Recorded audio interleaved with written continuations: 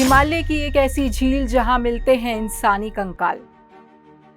आखिर कैसे बर्फीली वादियों में एक झील कब्रगाह बन गई? आखिर क्या है झील में मिलने वाली इंसानी हड्डियों का सच?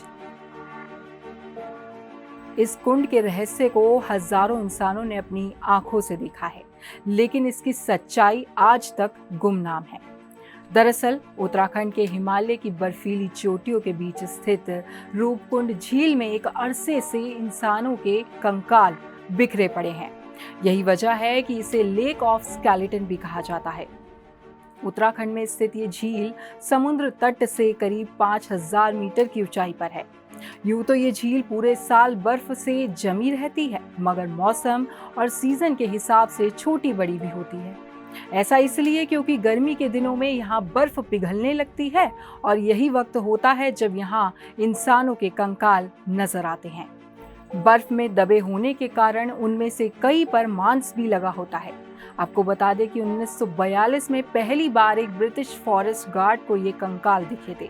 उस समय ये माना गया था कि ये कंकाल जापानी सैनिकों के हैं। कैसे दिया गया रूपकुंड नाम? दावे किए जाते हैं कि ये वही कुंड है जिसे भगवान शिव ने अपने त्रिशूल से बनाया था, जिससे निकले पानी को पीकर माता पार्वती ने अपनी प्यास बुझाई थी। पौराणिक कथाओं के अनुसार भगवान शिव और माता पार्वती कैलाश पर्वत की ओर गमन कर रहे थे। इस दौरान जब माता पार्वती प्यास से व्याकुल हो उठी तो भोलेनाथ ने अपने त्रिशूल के जरिए कुंड की रचना कर डाली। माता पार्वती ने अंजुलि से कुंड का जल पीकर अपनी प्यास बुझाई। माना जाता है कि जल पीते समय रूपकुंड के जल में अपने श्रृंगार की आकृति देख वो अति हर्षित हो उठी। माता पार्वती को प्रसन्न और प्रफुल्लित देख महादेव ने इस कुंड को रूपकुंड का नाम दे दिया। लेकिन अब सवाल ये है कि ये कैसे बनी कंकालों वाली झील? पहले माना गया कि ये कंकालों में एक समूह एक परिवार का था, लेकिन फिर पता चला कि भारत, ग्रीस और साउथ एशिया के लोगों के कंकाल इनमें शामिल हैं। अंतर्राष्ट्रीय स्तर पर इन कंकालों की स्टडी भी की गई।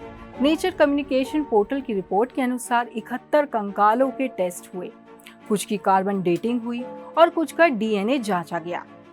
कार्बन डेटिंग एक ऐसा टेस्ट है जिससे पता चलता है कि कोई भी अवशेष कितना पुराना है।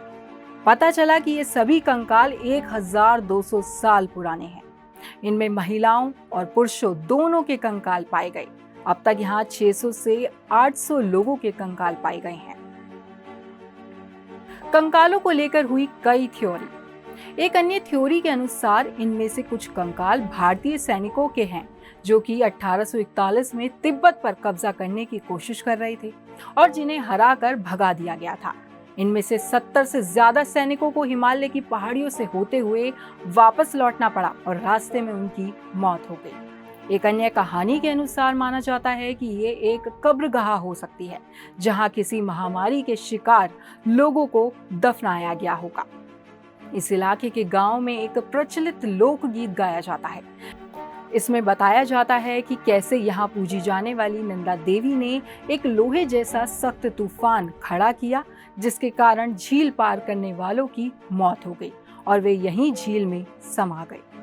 झील के रास्ते में पड़ने वाले एक तीर्थ स्थल से शायद इस बात का स्पष्टीकरण मिलता है कि लोग आखिर इस इलाके की यात्रा पर क्यों आए होंगे।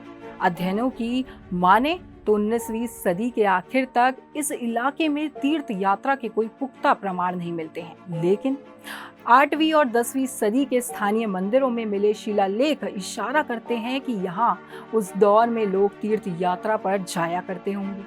ऐसे में वैज्ञानिकों का मानना है कि इस जगह पर कुछ कंकाल उन लोगों के हो सकते हैं जिनकी मौत किसी तीर्थ यात्रा के दौरान हुई होगी। वैसे जितने लोग उतने दावे। हिमालय का वो बर्फीला इलाका देखने में जितना सुहाना लगता है, उतना ही रहस्यमयी भी है। बर्फ की गहरी कोख में ऐसे हजारों राज आज भी दफन हैं जिसे सदियों से कोई भी नहीं जान पाया है। कोई कहता है कि ये कंकाल किसी राजा की सेना के जवानों के हैं, कोई इसे देवी के क्रोध का परिणाम मानता है। कहने वाले तो ये भी कहते हैं कि ये किसी महामारी के शिकार लोग हैं, जबकि कुछ लोग इन कंकालों को दूसरे युद्ध में मारे गए जापानी यूरोपीय सैनिकों का मानते हैं। लेकिन इसके पीछे की क्या सच्चाई है, ये अभी तक राज बनी हुई है। आप देख रहे हैं खबर उत्तराखंड। अगर आप हमें YouTube पर देख रहे हैं तो हमें सब्सक्राइब करें और बेल आइकन दबाएं। अगर आप हमें Facebook पर देख रहे हैं तो हमें फॉलो जरूर करें।